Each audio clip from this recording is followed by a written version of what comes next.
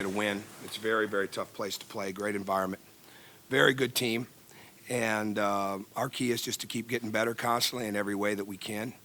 And we've made strides over the last couple of weeks, but more importantly than that, it's very important to make strides from game to game. And we closed the game well. Obviously, they made a comeback there at the very end, but we were able to still withstand that. And I think one of the keys to the game was it started out 24-4, I believe, in the first half, or second half, and I think we closed with a 25-10 run, which was really important. That's a great sign of maturity for us. I could be a little off on the numbers, but you can't guard them one way. They have a lot of versatility. They have a lot of guys that can make a lot of plays, and so do we. So we're very excited about the win. It's one win. We want to build on it and get better for our next one. Go ahead. We talked a lot last year, even in this building, about struggling to close out games, struggling to do what needed to be done in the last 4 or 5 minutes of tight games to win. What was different about today, and how encouraging is that going into?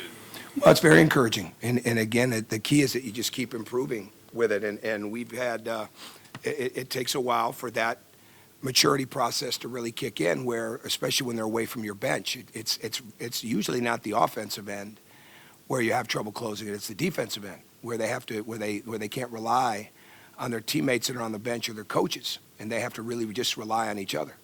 And that's a huge thing, whether it's home or on the road. And that's a sign of growth when you can do that. And I thought we did. I thought we switched defenses pretty effectively. And to do that, you have to communicate and be in the proper place.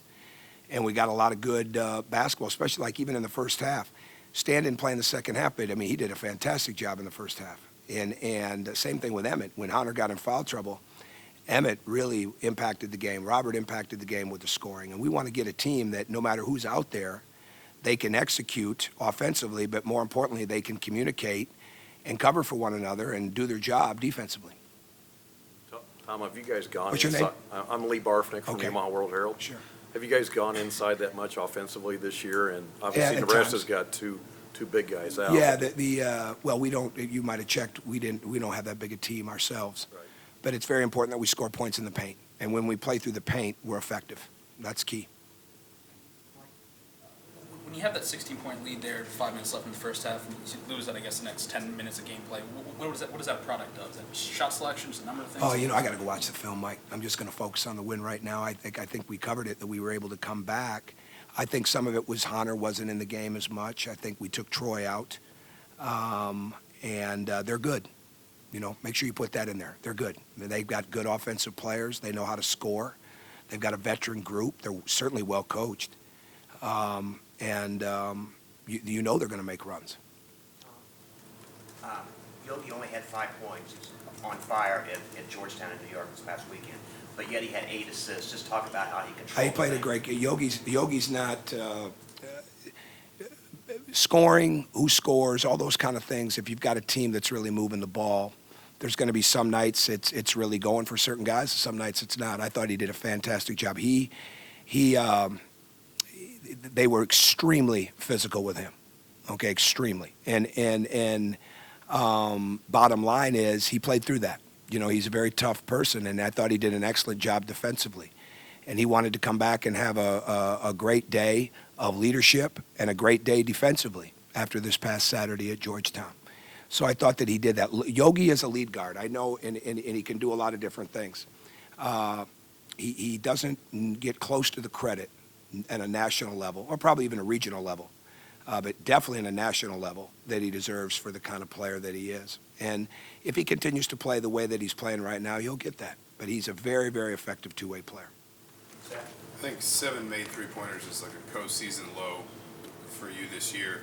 Is it important for this team to see that it can win on the road in the Big Ten without the three-point line, without relying so much on that, or does this team understand that? Well, I think one of the key ingredients for winning on the road is making jump shots. I don't think there's any question about that. I've never, unless you just have a couple of dominant low-post guys, and then you better have good shooters because it'll just be a double team. But I do think in the whole factoring, if you got to look at, okay, what are the main ingredients of a road win?